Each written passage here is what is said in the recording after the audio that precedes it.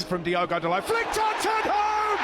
Corners. Bruno Fernandes into the penalty area, up go the header, it's in! Manchester United are officially one of the Premier League's best teams at scoring from set pieces. A remarkable transformation credited to Ruben Amorim and his coaching staff, who have refined their side's attacking strategies this season.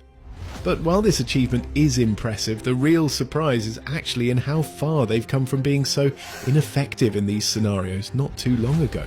This begs the question, why are United suddenly so good at scoring from set pieces? And what does this newfound threat reveal about Amorim's game plan? It was about a year ago when Amorim suffered his first defeat in charge of United, a 2-0 loss to Arsenal, with both goals coming from corners and making clear to him the sheer physicality of the Premier League. In that same month, goalkeepers Altay Bayindir and Andre Onana each conceded directly from a corner in subsequent defeats to Tottenham and Wolves. Seriously, I don't think you can watch United with either keeper and goal without getting at least one heart attack per match.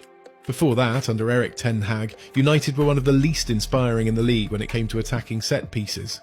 In the 22-23 season, for instance, United managed to score just 6 goals from set pieces.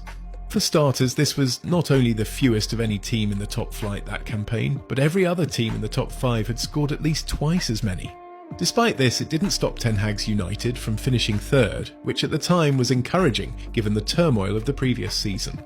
However, if they had come anywhere near Liverpool's joint best total of 18 set-piece goals that season, the gap between them and the top 2, City and Arsenal, might not have been so huge. The crux of the matter is that the best teams recognise the value of set pieces as a critical advantage, but for whatever reason United struggled to make the most of them. That is, until now. Since their opening match this season, where they once again conceded comically from a corner, it seems Amorim has taken that defeat to Arsenal a little too personally and ripped a page out of Mikel Arteta's playbook for his own game plan. But when you come for Premier League, you learn a lot with other teams how to do it, and we are stealing a lot of things to score goals. By the way, if you're enjoying the video so far, we'd be incredibly grateful if you subscribed. Your support helps us grow and continue creating the content you love. As Arteta's Arsenal have shown, effectively maximising set pieces is a crucial strength for any top team. But even more so if you're a side that doesn't blow teams away that often, as is the case with United. Over the summer, Amorim tasked his assistant Carlos Fernandes, a member of his backroom staff from Sporting whom he had brought with him to Old Trafford, to oversee both defensive and attacking set plays. It was a bold decision that meant removing set-piece responsibilities from Andreas Georgsen, who United had previously hired as a specialist set-piece coach and is now part of Thomas Frank's staff at Spurs. And so, while Arsenal's set-piece coach Nicolas Jova has earned rave reviews for his work with the Gunners, it appears Fernandes is doing an equally impressive job with United, who now seem capable of making something out of every dead ball opportunity. As a result, United are now the best team in the league at set pieces, outperforming even Arsenal. And like that condom you keep as a permanent resident in your wallet but comes in clutch when the moment arrives, set pieces are becoming just as vital to Amorim's side. As many as 12 goals, or 40% of United's total this season, have come from set pieces, the highest proportion of any Premier League team. Furthermore, out of their 26 points, 12 can be attributed to goals from dead ball situations, excluding penalties. This newfound efficiency is a world away from their record just 4 seasons ago, when Harry Maguire's headed opener against Leeds in February 2022 marked their first goal from a corner in an astonishing 139 attempts. Their abysmal success rate made even McLovin look like a seasoned pro at finding the sweet spot. It's in. Oh my god, it's in. Long throw-ins have long been golden opportunities to launch the ball into the opponent's box unchallenged, and United know exactly how to exploit this. They crowd the front post area to make up for the limited throwing distance of their players, aiming to make first contact and flick the ball across the goal for an even better scoring opportunity. But the real leap in United's set-piece effectiveness has come from corners.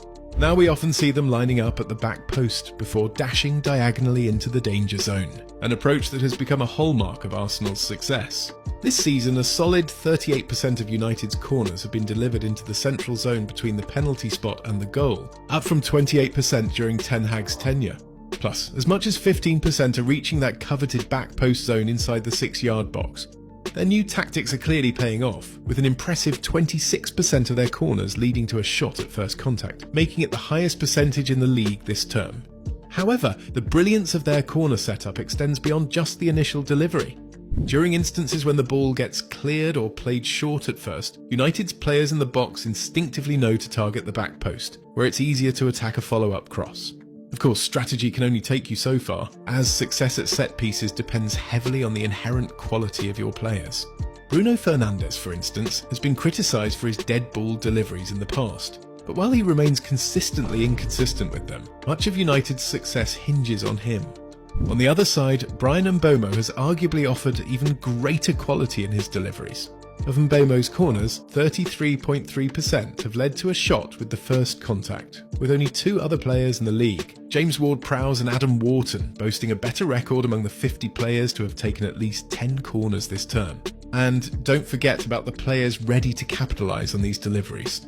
Amorim's formation allows for 3 towering centre-backs to attack the box, while United boasts players like Sesko, Zirkzee and Casemiro, who are all either strong in the air or can be a handful physically. Put all of this together and you've got a potent mix of reliable takers, players who can make decisive contact, and a strategy that's clearly working. Set pieces are ruining football, or so I've heard, but it would be a mistake to underestimate their importance. After all, a goal from a set piece counts just as much as one scored from open play, and it's one of the aspects of the game that's easiest to replicate and master on the training ground. In this regard, United have certainly benefited from having ample time to refine their routines amid the absence of European football in their schedule.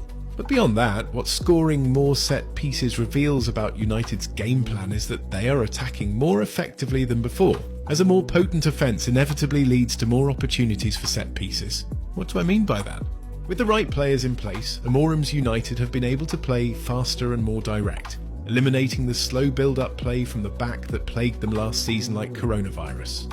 Much has been said about Premier League teams veering back to a more direct, transitional approach overall, but beyond the eye test, United even stands out in several metrics within that context. For instance, Amorim's side has attempted the 3rd most long balls this season, and while they were the 5th slowest attack in the league last year, they've now risen to the 8th fastest. This direct, fast-paced style has led United to embrace a duel-based approach, driven by their 2 new number 10s who excel at both ball carrying and protecting possession in the final third.